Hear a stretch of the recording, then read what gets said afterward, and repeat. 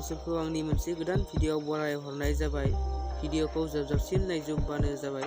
नोंसोरनि सायाव मोनसे गोदान फिल्मनि सायाव आपडेट लानानै फैलायबाय। बे फिल्मनि टाइटेल एबा मुङानो जादों ABIR 2। फावखौ खालामनाय नुनो मोनदों बर'निनो एक्टर गासैजोंबो सिनायजाथावना मोगथां नार्जारि। आरोबाव फाव खालामनो नुनो मोनबावदों माइदांस्रि दैमारि, रुबुल बर' गासैजोंबो सिनायजाथावना। बे सर्ट फिल्मआ रिलिज जानानै थांबाय। भिडिअखौ नायाखैबा आंनि भिडिअनि गेजेरजों नायनो हागोन।